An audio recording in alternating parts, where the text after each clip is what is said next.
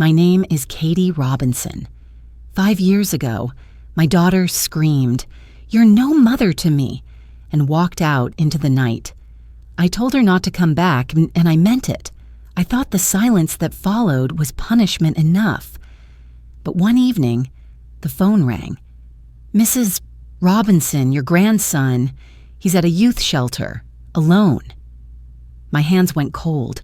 I hadn't seen Noah since that night, since I slammed the door on his mother and watched her disappear with him into the dark. They said he was 15, bruised, starving, barely speaking. And when I finally stood in front of him, he looked up with those same broken eyes as his mother and whispered, "Is she still alive?" That was the moment I realized the cruelty I'd buried years ago had grown up, and now it was standing right in front of me, asking to be saved. The phone rang just after I had poured my evening tea. The sound cut through the quiet like a blade, sharp and out of place in a house that hadn't heard a surprise in years. The woman's voice on the other end trembled when she spoke. "Mrs. Robinson, this is Margaret Thorne from Austin Youth Shelter. We found your grandson, Noah Robinson. For a moment, I couldn't move. The cup slipped from my hand, shattering on the wood floor. The words hung in the air like smoke, impossible to grasp. My grandson, 15, found near a warehouse outside the city, malnourished, bruised, alive." When she said they didn't know anything about his mother, the room seemed to shrink around me. I pressed my hand against the wall to steady myself, but it didn't help. The silence that followed was the same kind that had filled my house ever since Aaron walked out the door. At 11 that night, I was on the road. The rain came down in sheets, hammering against the windshield. The radio tried to play an old country song before the storm drowned it out. I kept driving, somewhere between the mountains and the flat dark of Texas. The truth settled in. I was heading back into a storm I'd once chosen to escape. In the reflection of the rearview mirror, I saw a face I barely recognized, creased, hollow, and too proud for too long. I remembered the night Erin stood in that doorway, her voice shaking as she said she needed money to start over. She had stolen from me, my own daughter, and I had screamed the only thing I could manage. "You're no child of mine." She left without another word, thin and pale, one arm wrapped around her stomach. I thought it was just the cold. I realize now she might have already been carrying him. I drove through the night, headlights cutting through the fog, my fingers locked tight around the steering wheel. By dawn, Austin's streets glistened like wet glass, the city still half asleep. When I parked in front of the youth shelter, my hands were shaking. 30 years working in an ICU had taught me how to face death without trembling, but nothing in all those years prepared me for facing life, the kind that had survived despite me. The front doors slid open, and a woman in scrubs approached, her voice soft. "You must be Mrs. Robinson. I'm Margaret. He's safe now." She led me to a waiting area. My legs felt heavy, as though every step carried the weight of 5 lost years. While she checked the papers, I stared at the steel sign by the entrance, Austin Youth Shelter. The letters gleamed under the fluorescent light, and in the reflection, my own shape warped and bent. I wondered if anyone ever truly earned forgiveness, or if we simply learned to live with the need for it. Margaret returned, her voice quieter now. "He doesn't talk much, but he asked for you in his sleep." She led me down a long corridor, the air cold, the hum of the lights steady and low. At the end was a glass room. Inside sat a boy, head bowed, fingers knotted together, shadows pooled under his eyes. "That's him," she whispered. I took one step closer. My breath caught somewhere between a sob and a prayer. The boy didn't move, didn't look up, just sat there, as if he'd already learned that waiting was useless. I didn't know if I was crying.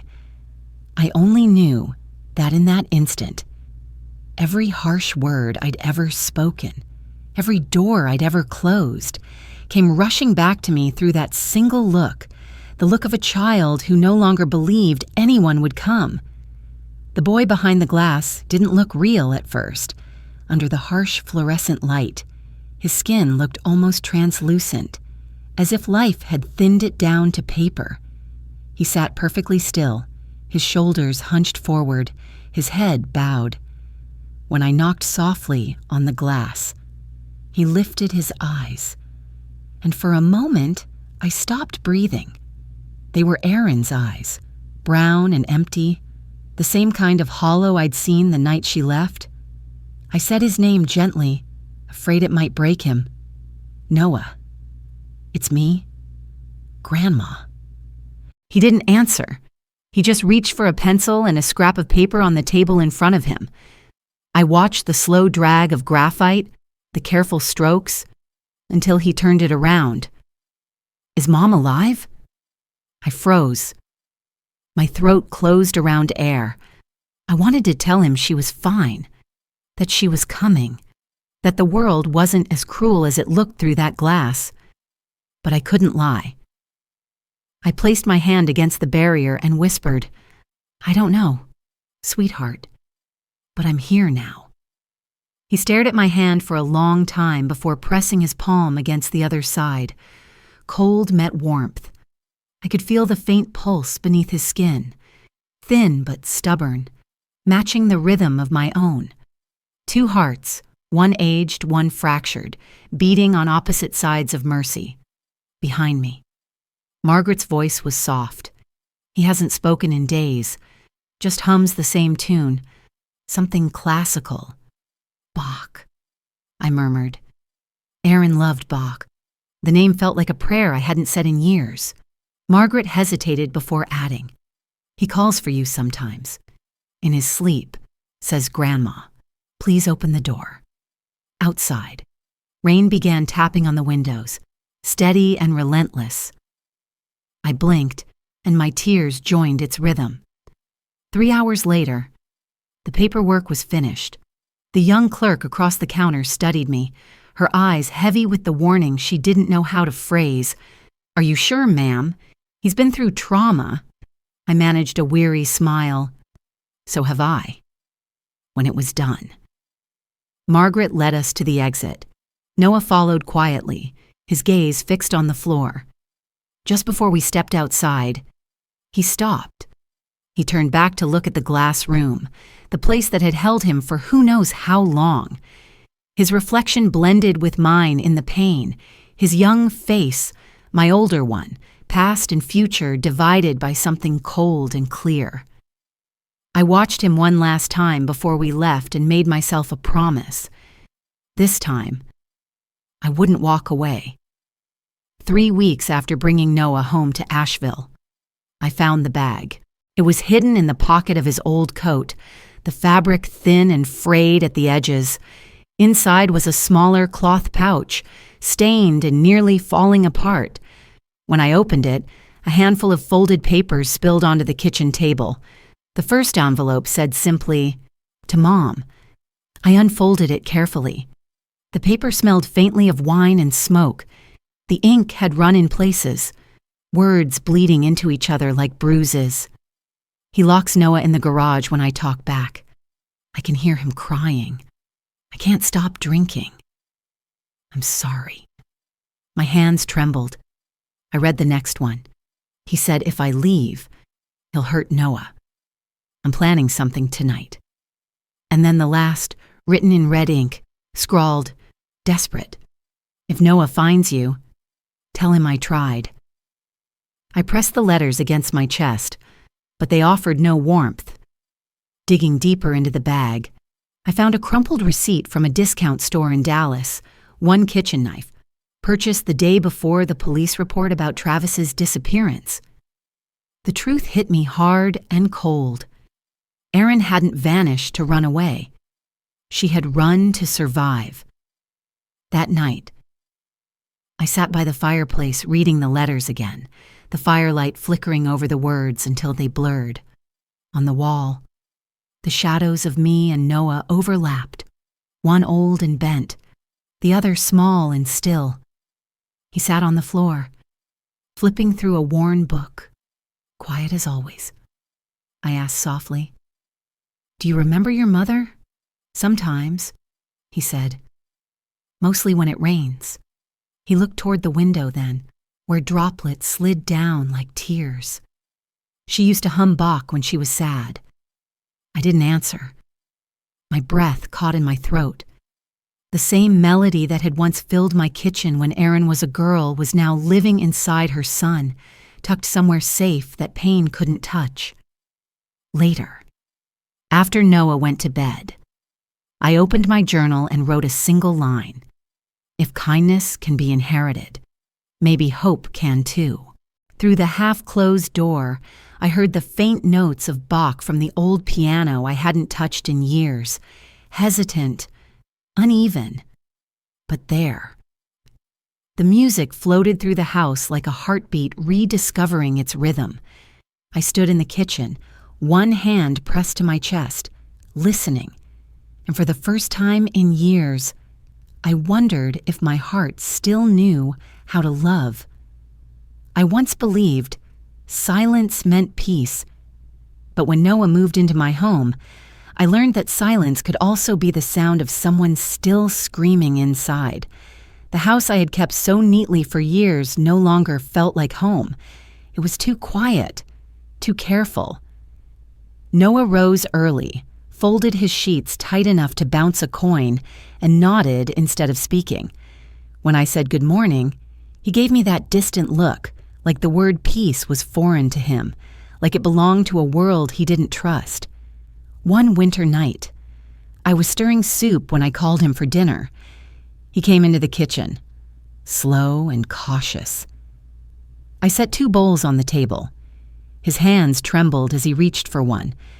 When I placed my hand lightly on his shoulder, just a small gesture meant to comfort, he jerked as if struck. The bowl shattered against the floor. His eyes widened in terror. "Sorry. I didn't mean to. Please don't lock me in again." I froze where I stood, the air knocked out of me. Then I stepped closer, my voice breaking. "You're safe, sweetheart. Nobody's locking you in." He lowered his head, gasping for breath, his thin chest rising and falling too fast. I wrapped my arms around him, feeling bones where there should have been softness. He trembled like a trapped bird. That night, I couldn't sleep. I checked on him just before dawn. His sheets were soaked with sweat, his body twisted in restless dreams. When I pulled his shirt aside to cool him down, I saw them, long, raised scars running across his back, dark and uneven. I knew that pattern. I'd seen it before in trauma units, electric burns. I sank to the floor beside his bed, silent tears spilling down my face. The nurse in me understood those wounds would heal. The grandmother in me knew the ones inside never would. The next morning, I drove to the Austin Police Department. The young officer scrolled through the records and sighed. Travis Reed, missing. Presumed dead. No remains found. Case closed 3 years ago. No evidence, no closure. Which meant Erin had disappeared with her sin, or with her victim. Outside. The sky hung heavy and gray, the kind of gray that pressed on your chest. I stood there for a long time and realized that justice wasn't something handed to us. Sometimes, it was something we carried alone. That evening, Noah sat in the backyard, moonlight washing over his shoulders. I joined him. "Do you ever miss her?" I asked. "Sometimes," he said, "but mostly, I miss who she was before." His words hit me like a stone. I stared at him, realizing they were mine too. I missed Erin, the version of her I could still love without shame, when I started watering the plants. Noah's voice came again, small but clear. "Did you ever stop loving her?" I couldn't answer, not because I didn't know, but because, deep down, I feared the answer might still be no. That night I wrote in my journal, my hand shaking. Wounded children don't need promises. They just need someone who won't walk away. This time, I swore to myself I would stay. Spring came early that year. The magnolias covered the hill behind our house, white and soft against the morning sky. Noah had settled into his new school. He was still quiet, but people began to know him. The polite boy who helped neighbors carry groceries, who fixed a broken fence without being asked. One afternoon, his teacher sent home a note. Noah wrote something during art class. We thought you should see it. Inside was a drawing, a simple house with 2 windows, one glowing, one dark. Above it, a shaky line of words. Sometimes, light needs a door. I held that paper for a long time. He was learning to walk toward the light, one small door at a time. That night, while I was cleaning the kitchen, Noah came to stand beside me. "I like the quiet here," he said. His voice was gentle, unsure. I turned to him, smiling through tears I didn't bother to hide. Me too, just 2 words, but enough. It was the sound of life returning. Later, I taught him how to make the scrambled eggs Aaron used to love. The butter sizzled, filling the air with warmth. Noah watched carefully, then whispered. Mom used to make this when she was sober. His tone was steady, matter of fact, like he was stating a memory instead of a wound. I turned away, pretending to rinse a pan, because tears were already running down my face. That night, I heard his voice through the crack of his bedroom door, soft as prayer. "If you're out there, Mom, I hope you're okay." I stood there in the dark, frozen by the mercy in his words. No anger, no blame, only forgiveness from a boy who had every reason to hate. I sat at the table afterward, pen in hand, and wrote a letter I knew would never be sent. "Aaron, you once told me I was a bad mother. Maybe you were right. But tonight your son taught me what love really is, to give it even when you never got it back." I folded the letter and placed it in the drawer beside the ones she'd written and never mailed. 2 generations of apologies, waiting for a third to set them free. A week later, Margaret called to check in. "Mrs. Robinson, Noah's doing wonderfully. He's mentoring another boy now." I asked what boy, a kid from Dallas, similar background, Dallas, the last place Aaron was seen. My heart clenched.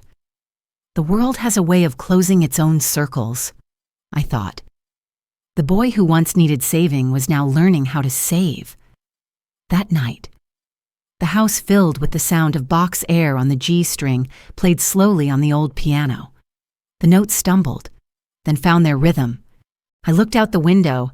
The reflection showed 2 glowing panes, one bright, one still shadowed. And in that moment, I knew. The light was winning. 3 years passed since Noah had moved in with me. He'd grown taller, steadier, the kind of young man who carried his own calm wherever he went. The acceptance letter from Duke's medical program hung on my refrigerator, pinned beneath a magnet shaped like a heart. When I congratulated him, he only smiled and said it didn't change anything. He just wanted to help more people. I thought the past had finally gone quiet, but darkness doesn't disappear. It just waits for the right night to knock. It was a storm-heavy evening in May when I heard the pounding at the door. 2 men in dark FBI jackets stood on the porch, rain dripping from the brims of their caps. "Mrs. Robinson? We located your daughter, Erin Robinson." The words knocked the breath from my lungs. The teacup slipped from my hand, hot water spilling across my skin, but I didn't feel it. They said she'd been arrested in Dallas after a fight at a rundown motel. Head trauma. Critical condition. Dallas General Hospital.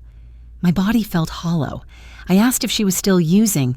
One of them glanced at his notepad, then at me. Apparently she'd been clean for 6 months, working at a rehab center as a janitor. I sat down before my legs gave out. For years I had prayed for a grave to mourn. Now I didn't know whether to thank God or curse him. She was alive, but the kind of alive that exists on the edge of ruin. As they turned to leave, one of the agents hesitated. Before she lost consciousness, he said, "She muttered something. My mother stopped being my mother years ago." The door closed behind them. The words didn't. They cut through the air like glass, sharp and merciless. I had spent years forgiving her in my prayers. It had never once occurred to me that she hadn't forgiven me. The next morning, Noah heard the news. He didn't speak at first, just stared at the wall. Then he punched the mirror above the dresser. It shattered, pieces scattering like ice. I left her there. Grandma. I ran. I shouldn't have left her. "You were a child," I said, trying to hold his shaking hands. So was she. His voice cracked on the last word, and in that sound, I heard both of them, my daughter and her son, 2 souls trying to outrun the same guilt. That night, I reached into the closet for a clean towel and knocked down an old box from the shelf. It burst open on the floor, spilling faded photographs. One slid against my foot. Aaron, smiling, holding Noah as a toddler outside a factory gate. On the back, in red ink, were 5 shaky words, "For when you forgive me." She hadn't disappeared to hide. She had disappeared trying to make things right.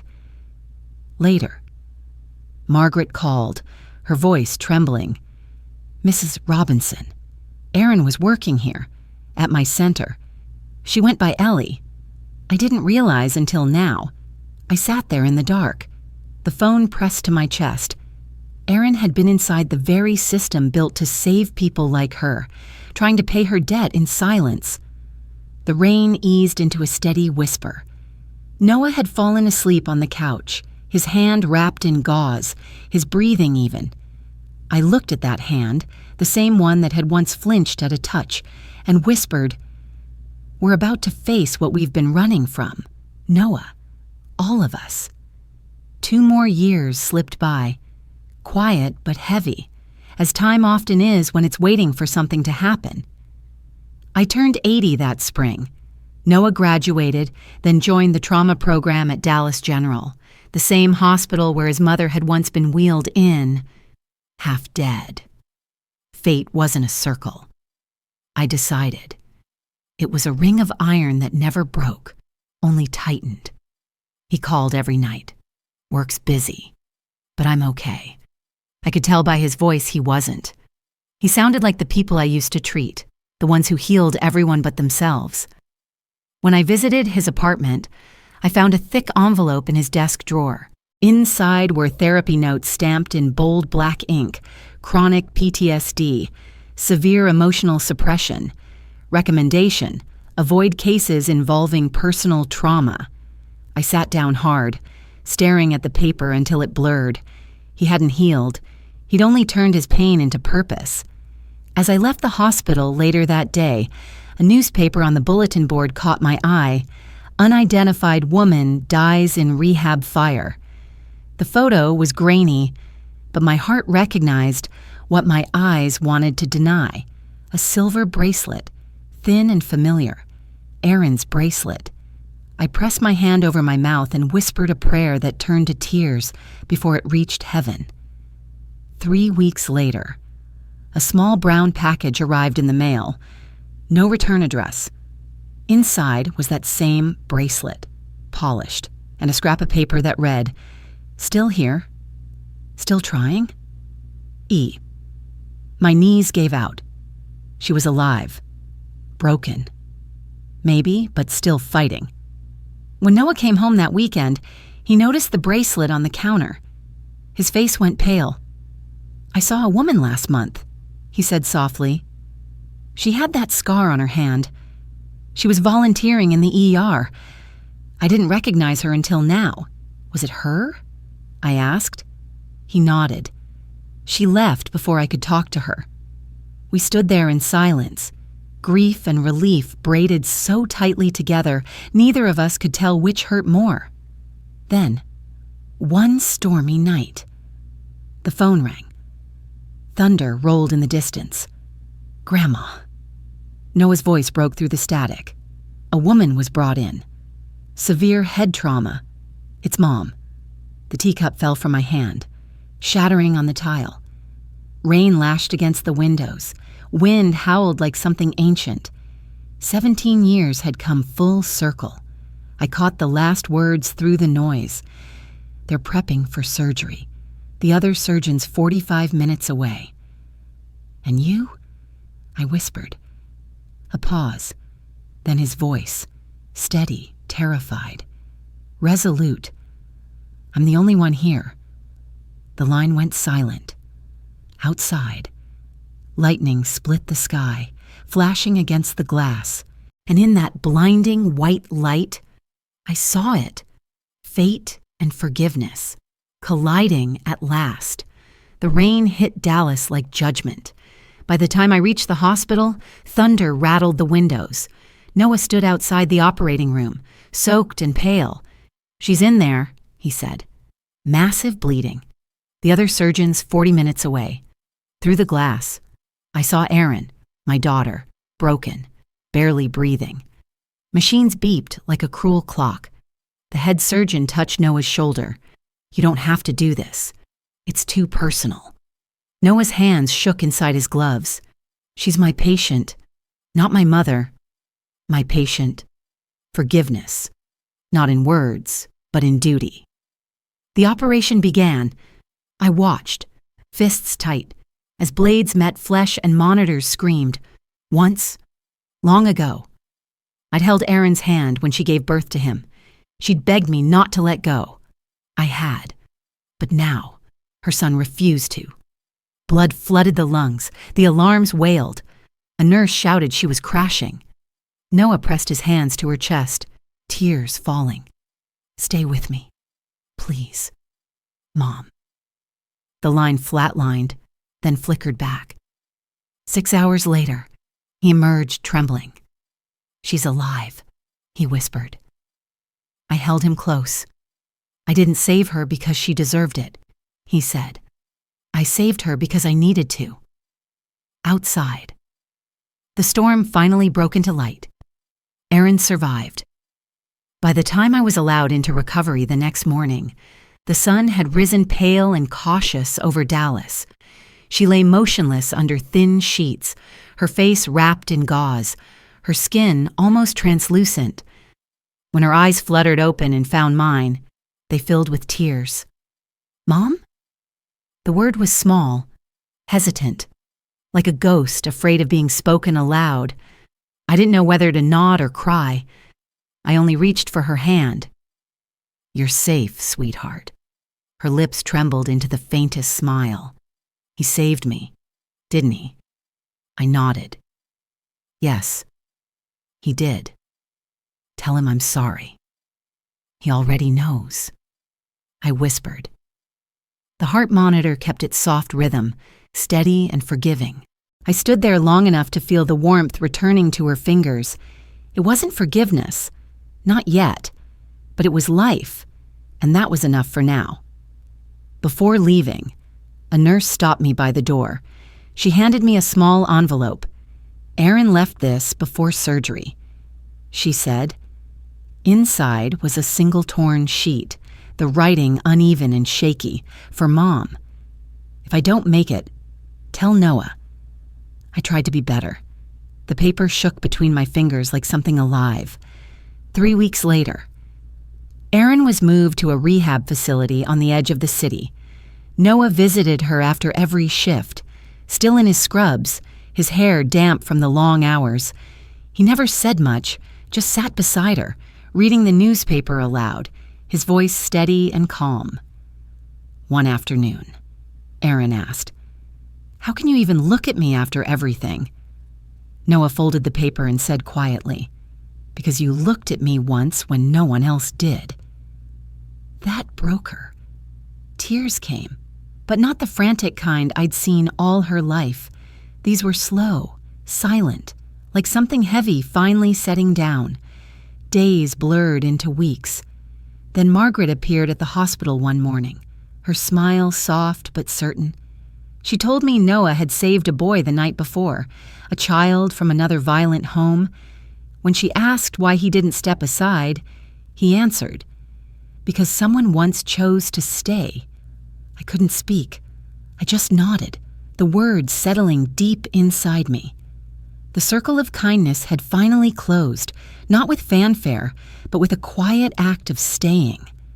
That night, I sat at my kitchen table with a blank page in front of me. At the top, I wrote, "For Erin. My dear girl, I once believed blood kept families together. Now I know it's mercy that does. You failed, and so did I. But your son, he taught us both how to win without anyone losing." I folded the letter and placed it beside the old ones Erin had written years ago, yellowed and unsent. One generation had written to apologize. The next had written to forgive. And for the first time, there was nothing left that needed to be said. 17 years have passed since the day I found Noah sitting alone behind that glass. I'm 85 now, and the little house in Asheville is brighter than it's ever been. The porch catches the afternoon sun, and the scent of magnolia drifts in from the yard. I set 2 cups of tea on the table, one for me, one for the young man who fills this house with laughter when he visits. He arrives just as the light begins to turn gold. The white coat still hangs from his shoulders, but his eyes are softer now, carrying none of the storms they once did.